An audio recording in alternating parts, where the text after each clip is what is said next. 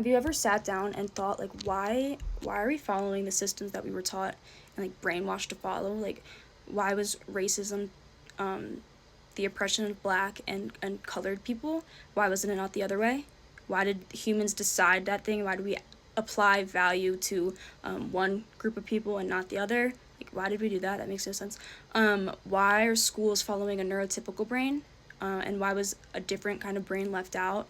Why was sexuality created? Why is being straight the normal thing? Like, where did this come from? That's something that I've been looking at recently, and it is so interesting and is relevant to everyone because this concept is the foundation for the life that we're taught to live. It's the foundation under all the systems that we're taught to just blindly follow. So listen to this if that sounded interesting at all.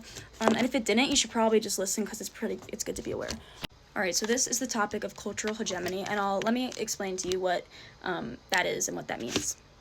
Okay, so cultural hegemony is this idea that there is a dominant group, and whatever that dominant group thinks, whatever they think, whatever they believe, whatever they value, whatever their system and way of doing something, that is the correct way. And that becomes so widely accepted and so natural that it just becomes like this societal norm. So the main thing that you got to understand from this is that it's so automatically followed because of how normal it feels and because of how natural it feels, but it's not natural and it's not normal. It's something that we created and we made as human beings. So let me give you a couple examples.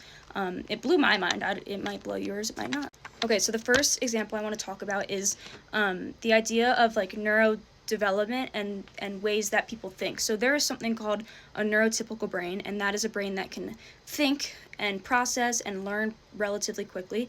They can regulate their emotions, they can be productive when they want to be productive, they can focus, like they're all good, they probably thrive in school. Like, this is the brain that is normal, okay? And if you're anything but that, if you have a learning disability, ADHD, dyslexia, if you have a social disability like autism or anything like that, anything that makes you different than the normal brain,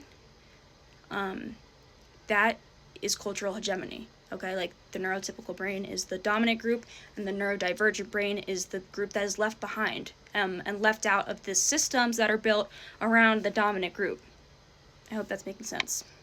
Another really great example of this is sexuality, okay? So being straight is the, like, common sense, it's the normal way of, like, intimacy, and being anything other than straight is you're different, and it's, like, you're up to you to, like, come out and deem yourself different than, like, what is normal.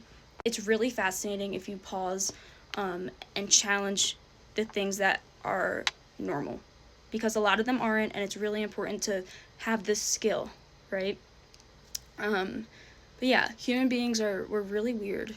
There's a lot of weird things that we put meaning to that really make no sense. I hope that if anything, this video challenged you. I hope it made you, like, think for a split second, like, oh yeah, why is that a thing, right? Because it doesn't make sense. These aren't things that have value naturally. They're things that we put value to as human beings.